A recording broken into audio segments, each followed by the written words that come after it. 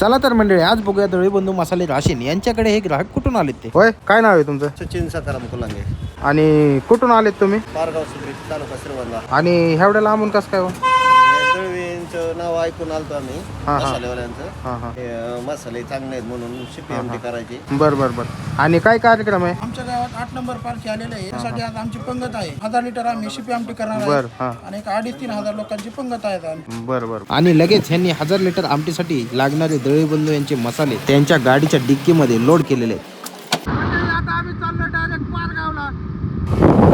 तर नमस्कार मंडळी, फायनली आपण पुन्हा एकदा आलोय श्रीगोंदा तालुक्यातल्या पारगावमध्ये. आणि या पारगाव सुद्रीकच्या कुलांगे वस्तीमध्ये बाळूमामांची पालखी नंबर 8 आलेले आहे. आणि या ठिकाणी तुम्ही बघू शकता बाळूमामांची सर्व मेंढरं आहेत.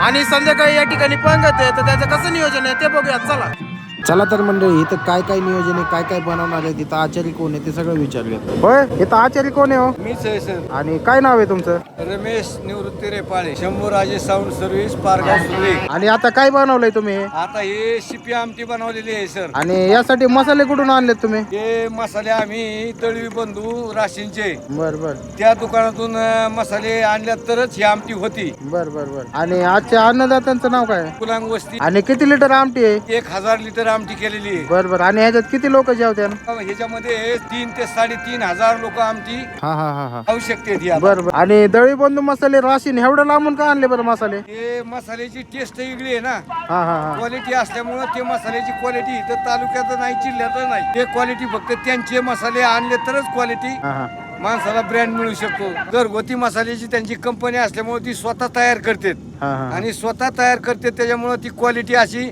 1 नंबरची चव असल्यामुळे तिथून मसाले आणले जातात. बर बर बर. तर मंडळी, हेच ते दळवी बंधूंचे घरगुती पद्धतीचे मसाले. होय, आता कुठपर्यंत आली शिपी आमटीची प्रोसेस? आता सगळ्या गिरव्या माल मसाला टाकून ही आमटी आता ओके झालेली आहे. बर बर बर बर. आणि तुम्ही बघू शकता मंडळी, उकळी फुटायला सुरुवात झालेली आहे. आणि तोपर्यंत इकडं ही दोघं सांगितल्याप्रमाणे या टायलीत भाकरी जमा करून घेत होते. आणि सगळीकडे नुसता शिपी आमटीचा सुगंध येत होता. आणि मंडळी इकडे बघतोय तर काय 1 नंबर अशी तरी आलेली आहे शिपी आमटीला. आणि लगेच इकडे चिमुकल्यांनी 15 वेळा वेगळ्या करायला सुरुवात केली. आणि तिसऱ्या टॉपातली मी शिपी आमटी 1 नंबर अशी क्वालिटी मध्ये तयार झाली.